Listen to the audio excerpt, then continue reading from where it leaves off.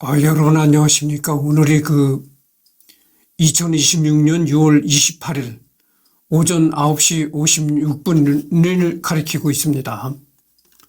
오늘이 일요일 날이죠. 이번엔 마르틴 루터를 선정했습니다. 이 사람이 누구냐면은 종교개혁을 일으킨 사람이에요. 그래서 이 사람이 종교개혁을 일으켜가지고, 개신교가 탄생한 겁니다. 그러면 왜 이 사람이 종교개혁을 했느냐면은, 이 사람이 천주교 신부였었는데, 천주교 신부를 그만두고, 이제 종교개혁을 하면서 천주교 신부를 그만두고 수녀와 결혼했어요. 그러니까 수녀와 결혼했으니까 어떻게 되겠습니까? 한마디로 이제 맞게 먹은 신부였었죠. 근데 그럼 그때 당시 왜 카톨릭이 부패했었냐면은 면죄부라는 걸 팔아먹었어요, 카톨릭이. 그러니까 그거를 사면은 죄를 사한다는 거죠. 죄가 없어진다는 겁니다. 그래서 죄가 없어져가지고 이제 천당을 간다 이런 얘기죠.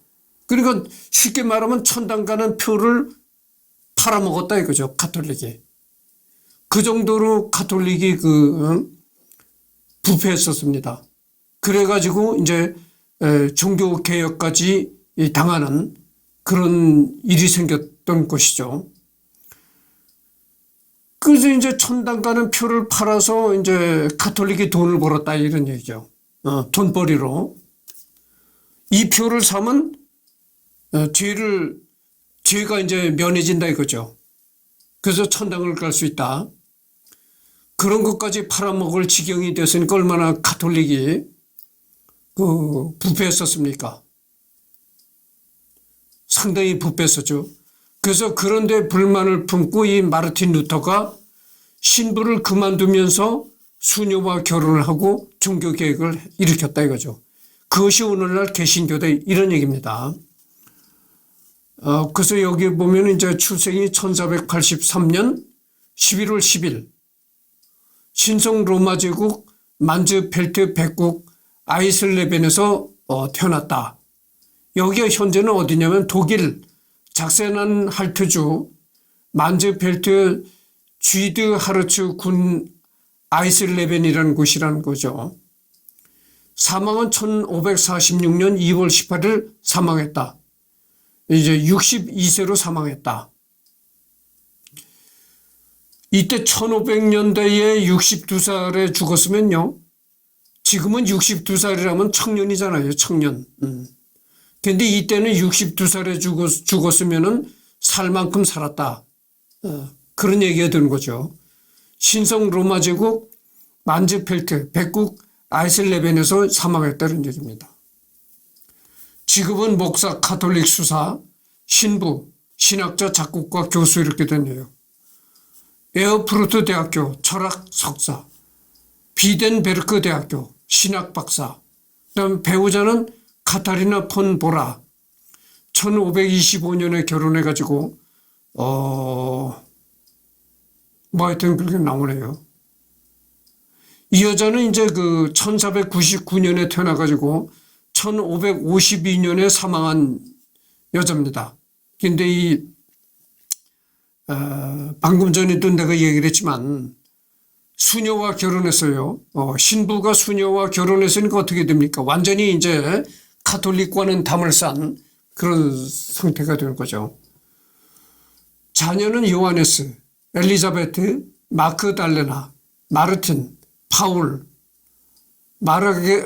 마르가레테 루터 폰 쿠나임. 하여튼 자식도 많이 뒀네요. 종교는 카톨릭, 세례명 마르티누스, 개신교는 이제 루터 교회다. 서명은 이렇게 한다 이런 얘기죠. 그래서 근세 및 근대 신학을 봅시다. 그래서 중세 신학은 이제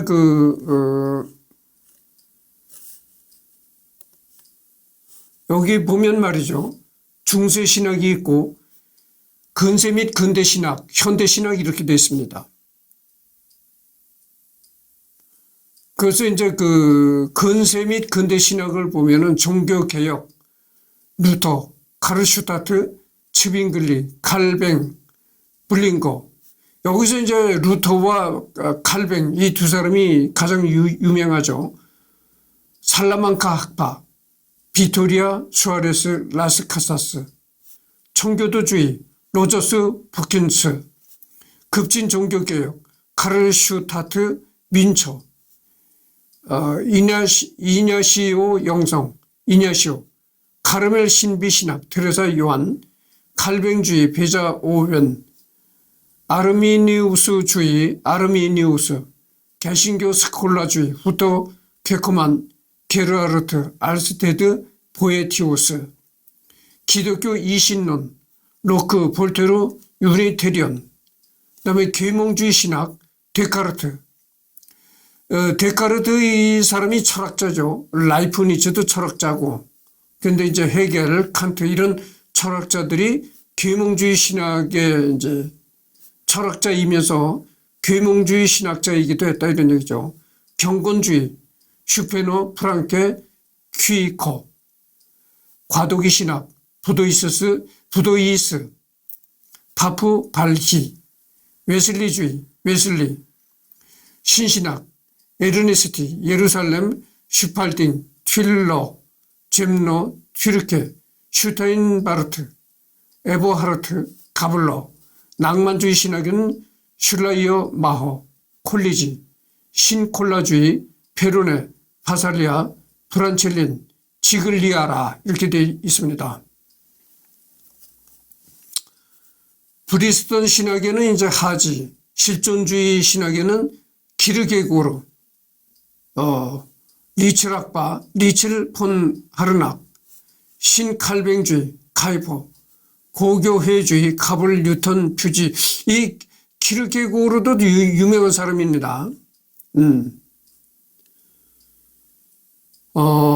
그래서 이제 철학자, 신학자이기도 했다. 키르케고르. 덴마크 사람이네요. 덴마크 노르웨이 왕국 코펜하겐에서 출생했다. 이렇게 되어 있습니다.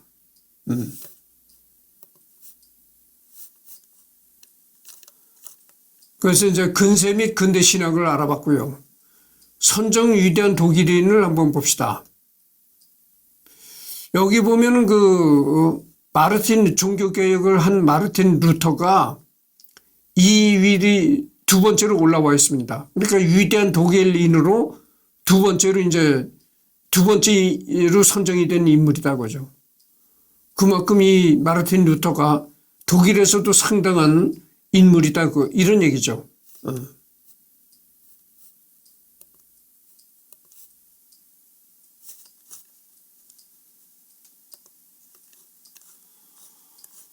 그래서 이제 봅시다. 루터는 누구인가? 그 가르침은 내 것이 아니며 나 역시 누구를 위해서도 십자가에 못 박히지 않았다. 그렇다면 나 같은 보잘것없고 악취나는 구더기 덩어리가 그리스도의 아이들을 내 불행한 이름으로 불리게 하는 일이 어찌 불가능하겠는가? 예, 마르틴 루터가 이제 이런 그러니까 글을 남겼던 거죠.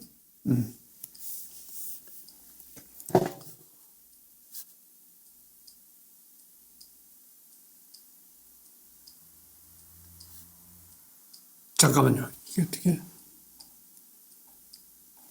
네. 독일의 신학자, 종교개혁가, 대학 교수, 기독교적 측면에서는 1517년 종교개혁을 주도하여 개신교를 태동시켰고 언어적 측면에서는 성경을 독일어로 자연스럽게 번역하여 현대 독일의 정립에도 상당히 큰 영향을 준 인물이다. 그렇잖아요. 1517년 종교개혁을 주도했다 이런 얘기죠.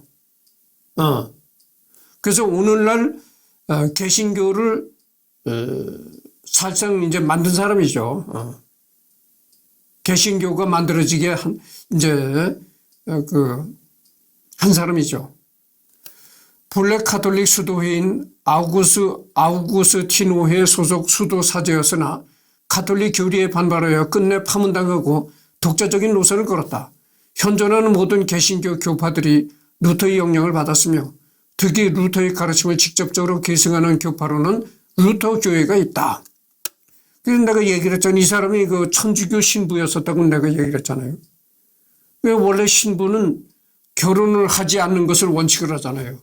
근데 그 천주교 신부라는 사람이 수녀와 결혼했다. 그럼 어떻게 되겠어요? 끝나는 거죠. 신부, 천주교 신부라는 그 신분이 없어지는 거죠. 그래서 파문당했다 이렇게 나오잖아요. 그래서 이제 이 사람이 종교개혁을 해가지고 오늘날 개신교라는 게 생겨났는데 이 사람이 직접적으로 이 사람의 가르침을 직접적으로 이제 받아들이는 교파가 루터교회라는 게 있다는 겁니다. 루터교회가 어떤 그 기독교 종파인지 한번 잠깐 훑어봅시다. 루터교는 아브라함 계통 종교다. 기독교 개신교, 유일신론, 유일신교. 그 다음에 이제 마르틴 루터, 필리핀 멜란히톤, 설립 시기는 1521년, 발상지는 독일, 신앙지역은 전 세계 이렇게 되어 있습니다. 개신교의 한갈래인 루터교회는 신성 로마 제국의 가톨릭 수도 사제이자 신학 교수였던 마르틴 루터가 주도한 종교개혁 사상의 영향을 받은 개신교의 선구자교 교단이다. 사실 개신교를 가리키는 대표적인 표현인 프로테스탄트 이란 명칭 자체가 바로 마르틴 루터를 지지하던 신성 로마 제국의 제후들이 스스로 그렇게 부르던 것을 유래한 것이다. 루터 교회 이후 생겨난 장로회, 침례회, 오순절 교회 등의 개신교 교파들과는 일부 신학적 관점 및 전례가 굉장히 다르다. 이 마르틴 루터의 가르침을 이어받는 이 루터 교회는 요즘에 여러분들 요즘에 그 개신교 중에 장로회라는 게 있잖아요. 장로교회, 그다음에 침례교회, 뭐 오순절 교회 이런 교회들이 한국에도 많잖아요. 이런 그 개신교들은 원래 그 루터 교회와는 좀 많이 다르다 이런 얘기입니다. 그리고 뭐 신학적 논리가 많이 다르다. 신학적 가르침이 많이 다르다 이런 얘기죠. 그러니까 마르틴 루터가 종교개혁을 하면서 만든 이 루터 교회는 오늘날 장로회, 침례회, 오순절 교회와는 많이 다르다 이런 얘기입니다. 그래서 오늘날 이 개신교와는 많이 다르다 이런 얘기죠. 이들 교단보다는 오히려 성공회처럼 가톨릭의 전례, 교리, 교회의 구조면에서 비슷한 점이 많다. 그보다는 이 개신교보다는 이 성공회라고 있습니다. 여러분들 성공회. 이 성공회라는 이 종교가 이 성공회도 하나의 가톨릭이죠. 가톨릭인데 여러분들 성공회 신부는 결혼을 합니다. 가정을 가져요. 원래 가톨릭 신부는 결혼을 못 하잖아요. 근데 이 성공회 신부는 결혼을 한다고죠. 그래서 이 불교로 말하면 원래 그 불교 조계종 그 불교 스님들은 결혼을 안 하잖아요. 근데 이 태고종이라는 종파가 있어요. 불교에. 태고종 스님들은 결혼을 합니다. 가족들이 있어요. 그런 식이죠, 이게. 그래서 이제 이 성공회, 이 한국에도 성공회 성당들이 있어요. 성공회 신부들은 결혼한다고 하죠. 가족들이 있어요.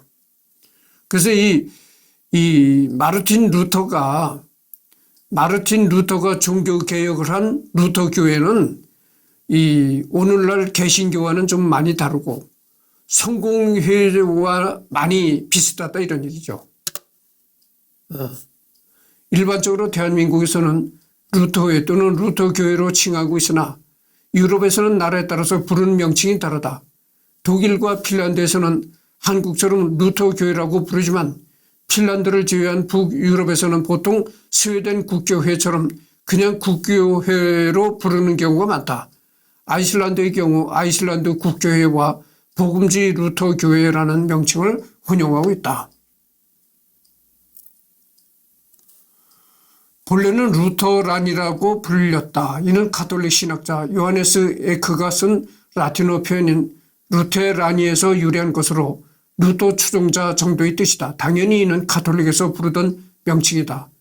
게다가 루터는 본래 자신의 주장은 어디까지나 기독교 또는 복음주의 교회라고 주장하며 자신의 가르침은 본래의 기독교로 돌아가자는 것이고 자신이 새로운 생각을 해낸 것은 아니기 때문에 당연히 이름을 교파에 붙이는 것도 예수 그리스도에게 매우 불경한 일이라 여겨 반대하였다.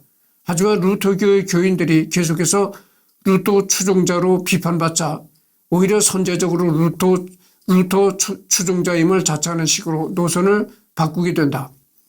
그래서 루터 교회가 그대로 교회의 이름으로 굳어지게 됐다.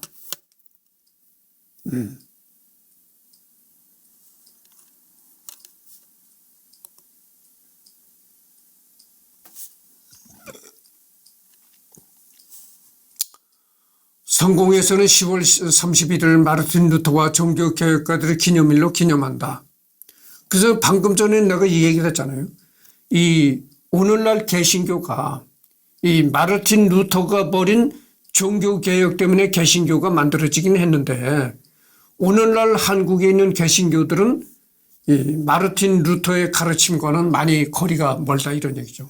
오히려 그 가톨릭의 성공회라는 그곳이 마르틴 루터의 가르침과 상당히 비슷하다 이런 얘기입니다.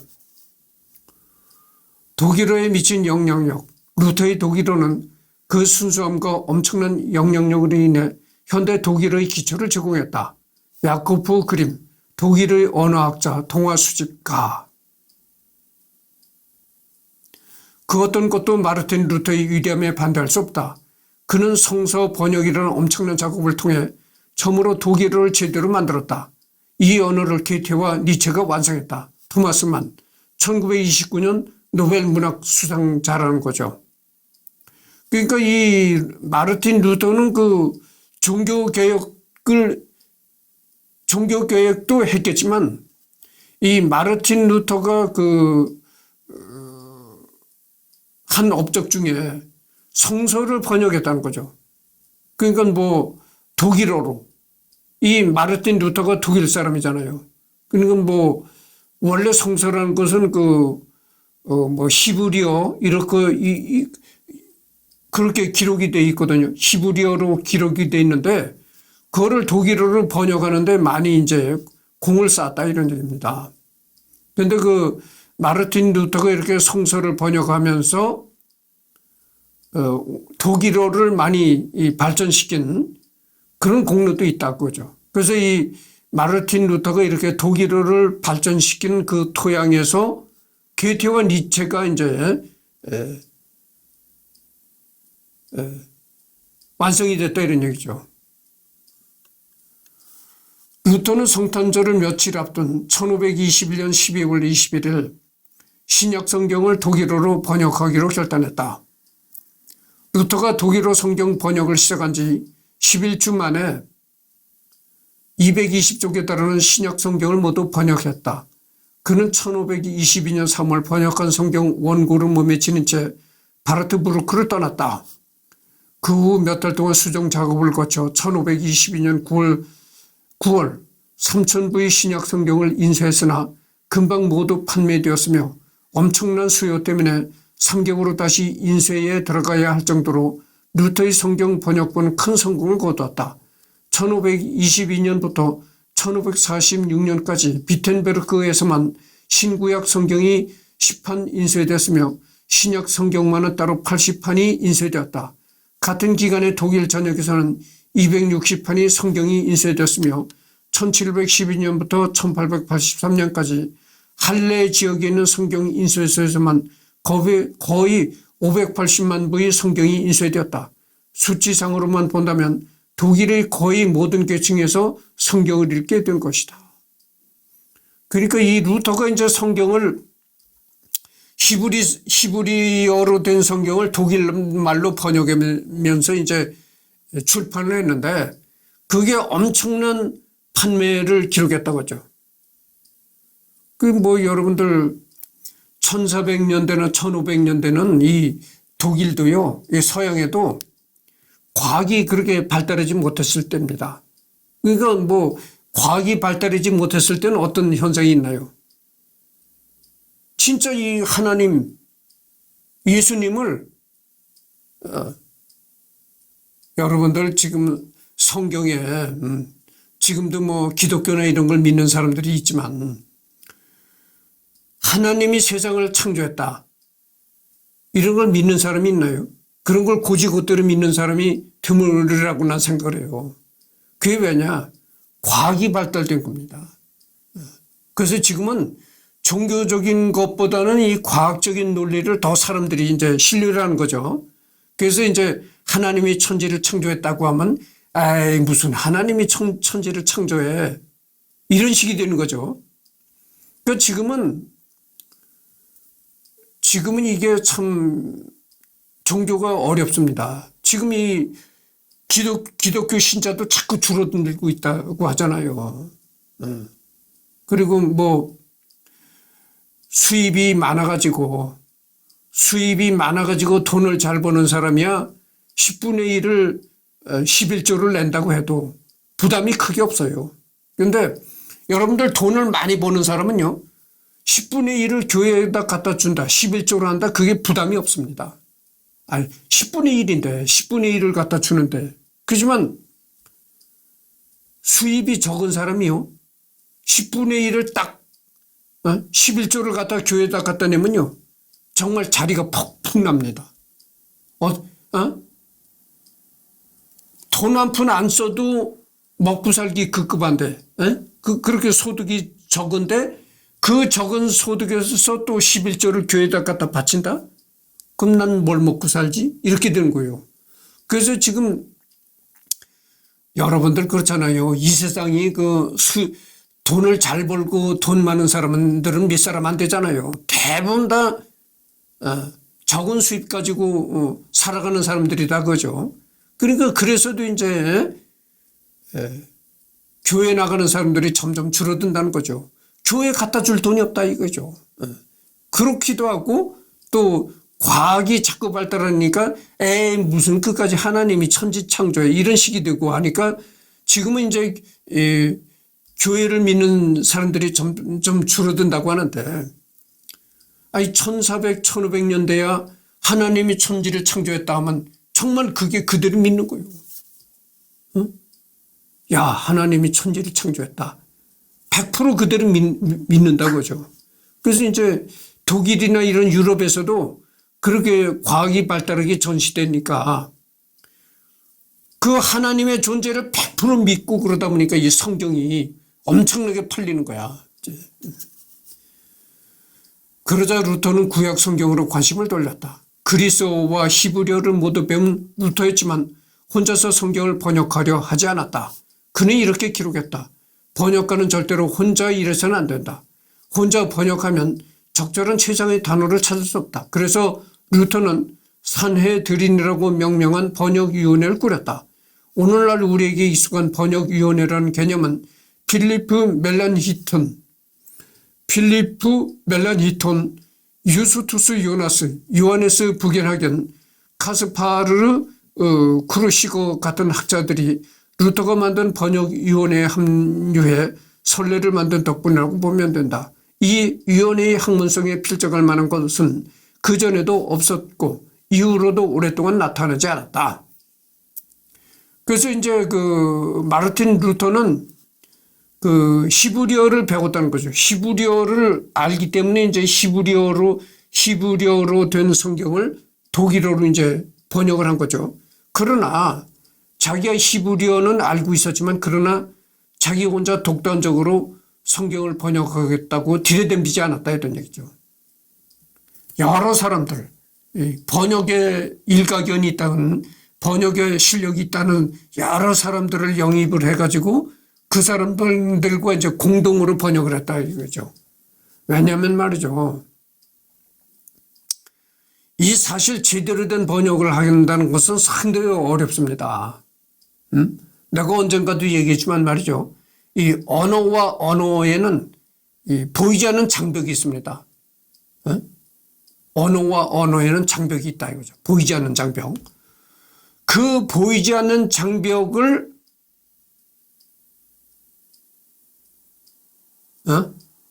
그 보이지 않는 장벽을 이렇게 통과해서 제대로 된 번역하기가 상당히 어려운 겁니다. 이 성경 번역뿐만이 아니고요. 시를 다른 언어로 번역한다는 게 굉장히 어렵습니다. 왜 그게 어렵냐면은 생각해 보세요. 언어와 언어 사이에는 보이지 않는 장벽이 있다고 그러잖아요. 그 장벽을 허물기가 상당히 어렵다 이런 얘기죠. 왜 그 언어와 언어 사이에는 장벽이 존재하느냐면은 예를 들면 독일 사람과 이 대한민국 사람이 생각이 똑같겠어요? 똑같을 수가 없는 겁니다. 그리고 독일 사람과 대한민국 사람과 생활 풍습이 다른 겁니다. 그렇잖아요. 아니 내가 한 가지 얘기를 하겠는데 조선 사람들은 말이죠. 대한민국 조선 사람들은 예로부터 뭘 생각을 했나요? 유교, 유교 사상을 생각하면서 살았다 이거죠. 그러나 독일 사람들이 유교 사상을 생각하면서 산 게 아니잖아요. 그러니까 유교적인 이런 사상이 담긴 언어를 독일어로 번역한다 할 때 굉장히 그게 어려운 겁니다. 이 독일 사람들이 유교 사상 같은 거를 제대로 이해하기가 어려운 거예요. 그렇잖아요. 그래서 장벽이 생기는 겁니다. 우리나라 어느 시인이 이렇게 승무라는 그런 시를 했잖아요. 조지훈이라는 그 시인이 시를 만들었는데 얇은 사 하얀 곡갈은 고이 접어 나빌래라. 파르라니 깎은 머리 승무 곡갈에 감추오고 뭐 이런 시가 있다는 거죠. 이런 시가 있는 거죠. 그러니까 얇은 사 하얀 곡갈은 이거를 독일어로 제대로 번역을 할 수 있나요? 번역을 하면 말이죠. 번역을 하면 번역하는 순간 김 빠진 맥주가 되고 만다 이런 얘기예요. 어? 김 빠진 맥주가 되어버리고 만다. 얇은 사 하얀 곡갈이라는 걸 우리가 한번 생각해 볼 때 스님들이 이렇게 춤을 출 때 이 곡갈을 쓰잖아요. 머리에다가. 춤을 출 때 곡갈을 쓴다 이거죠. 그 곡갈이 얇은 사 하얀 곡갈이라는 거죠. 얇은 사라는 건 뭡니까? 한문으로 실사자입니다. 실사자. 그러니까 얇은 실로 만든 하얀 곡갈이다 이런 얘기인데 그런 언어가 이렇게 풍겨주는 이런 느낌이 다른 언어로 번역을 하면요. 없어져 버리는 겁니다. 언어가 던져주는 느낌이 없어지는 거예요. 그래서 번역이라는 게 그래서 상당히 어렵다 이런 얘기입니다. 그래서 뭐 이렇게 특히 예술적인 시 문장 같은 거는 이게 굉장히 번역하기도 어렵고 번역을 하고 나면 그것이 김 빠진 맥주가 되어버린다 이런 얘기죠. 그래서 언어와 언어에는 언제나 이 장벽이라는 게 존재합니다. 그래서 그래서 이 마르틴 루터가 히브리어를 잘 알고 있었지만 혼자 번역을 하지 않았다는 거예요. 그래서 이제 여러 사람들을 영입해 가지고 여러 사람들이 의논을 이제 이렇게 내면 그 의논에 이제 따라서 번역을 했다 이거죠. 루터는 번역의 최고 책임을 맡았다. 그는 사내들인의 동기를 부여하고 이들을 이끌어내 번역을 진행했는데 원문을 문자적으로 번역하지 않았다. 그는 학문적인 거나 문어체가 아니라 독일 말을 생생하게 살린 번역을 원했다. 어떤 단어나 구절이든 옮겨 적기 전에는 반드시 루터의 눈이 아닌 귀부터 통과해야 했다. 들었을 때 거슬리지 않고 잘 이해되어야 했던 것이다. 이것이 바로 독일어 성경이 가진 가장 최고의 자산인데 이것은 원문에 충실하면서도 문자 하나하나에 구속되지 않고 자유롭게 해석하려고 했던 루터의 노력이 있었기 때문에 가능하다. 지금 30분을 경과했네요. 여러분들 내가 하는 블로그에, 내가 블로그도 하잖아요. 내가 하는 블로그에 뭐가 있냐면 이런 게 있어요. 그대의 꼭 담은 입술이라는 그 오페라에 관한 얘기를 내가 올렸거든요. 원래 그게 어떻게 됐냐면, 그게 그대의 꼭 담은 입술이라는 게 그 영문으로는 어떻게 됐냐면은 이렇게 됐어요. 그거를 고지고대로 번역하면 이렇다, 이런 얘기죠. 그대의 꼭 담은 입술이 아니라 그대의 입술은 조용하고, 이렇게 돼 있는 문장이에요. 원래 영문 문장은 그렇게 돼 있다 그죠. 그대의 입술은 조용하고. 근데 우리가 생각해 봅시다. 입술이 조용하다는 게 말이 됩니까? 말이 안 되는 거예요. 아니 원래 영문은 그렇게 돼 있다니까. 그대의 입술은 조용하고. 그럼 그대로 그 문장을 그대로 번역한다고 해서 그 문장을 그대로 한국어로 번역한다고 그대의 입술은 조용하고 이렇게 하면 말이 안 되잖아요. 그러니까 그걸 번역할 때 원래 영어 문장은 그대의 입술은 조용하고 이렇게 돼 있지만 한국인의 이 뜻에 맞게 번역을 해야 된다는 거죠. 한국인의 감성에 맞게 번역을 해야 된다. 한국인의 감성에 맞게 옮기려면 어떻게 말을 해야 됩니까? 그대의 입술은 조용하고 이렇게 하면 안 되고 그대의 꼭 담은 입술 이렇게 된다는 얘기죠. 그래야 그 한국인의 감성에 맞는다는 얘기죠. 그겁니다. 그래서 그 오페라의 제목이 그대의 꼭 담은 입술 이렇게 된 것이지 원래 그 오페라의 제목은 그렇지 않아요. 그대의 꼭 담은 입술이 아니고 그대의 입술은 조용하고 이렇게 돼 있다고. 그래서 이 번역이라는 게 그래서 그렇게 어려운 겁니다. 이 번역을 하려면 단순히 글자 한자 글자만 잘 알아가지고도 안 되는 거예요. 그 민족의 그러니까 한국 사람이라면 한국 사람의 취향, 생활상, 생활 습관 이런 것까지도 알고 있어야 된다는 얘기예요. 그런 문제가 생기는 겁니다. 그래서 방금 전에도 내가 얘기를 했잖아요. 그대 꼭 담은 입술이라는 거는 원래 그 한국 사람 감각에 맞게 옮긴 것 뿐이고 원래 그 오페라 제목은 그대의 입술은 조용하다 이렇게 돼 있다. 내가 지금 그렇게 얘기를 했습니다. 루터는 이렇게 말했다. 외국어의 표현을 모국어로 온전히 바꾸는 것은 불가능하다. 적절한 번역 방법론은 원서의 어법에 따라 가장 잘 어울리는 표현을 고르는 것이다. 번역을 제대로 하려면 외국어가 담고 있는 의미를 우리말의 표현이 되게 해야 한다. 나는 시장을 통해서 이야기하는 사람들처럼 말하기 위해 노력한다. 모세를 소개하면서도 누구도 그를 유대인으로 보지 않도록 꼭 독일인처럼 만들려고 한다.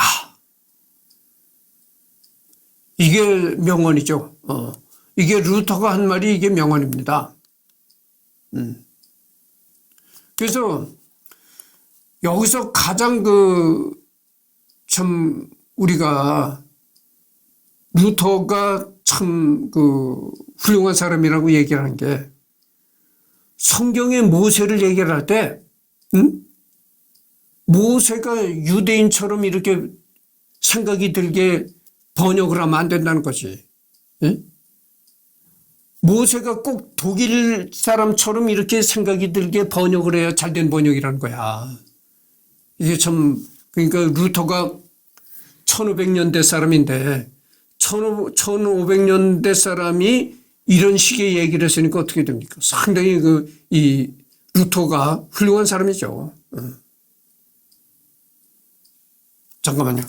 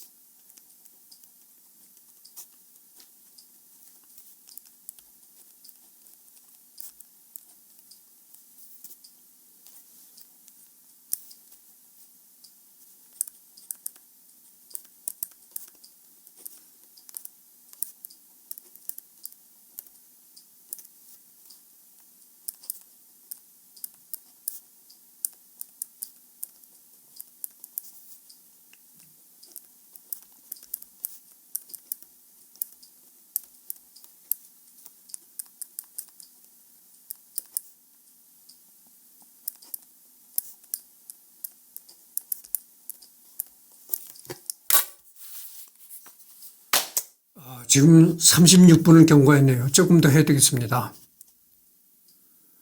번역자들은 기본 언어로 궁정 언어를 채택했지만 지구의 갖가지 방언들에서 최상의 표현을 찾아내는 일을 게을리하지 않았다. 루터는 철저한 완벽주의자로 꼭 맞는 단어 하나를 찾아내기 위해 각기 다른 방언을 쓰는 노인들과 아주 긴 대화를 나누기도 했다. 모세 율법에 나타난 제의를 더 잘 이해하기 위해서라면 부주안을 데려다 양을 도살해서 그 내장을 연구하기까지 했다. 새 예루살렘에 나오는 보석을 번역할 때는 도대체 그것이 어떤 돌인지 알지 못해 고민이 되자 선제후의 수집품 중에서 그것과 비슷한 돌을 빌려와 한참을 들여다보기도 했다. 루터는 히브리어 원문을 최대한 독일어답게 표현하고 싶어 했다. 그렇지만 말할 수 없이 까다로운 작업이었다. 그렇죠.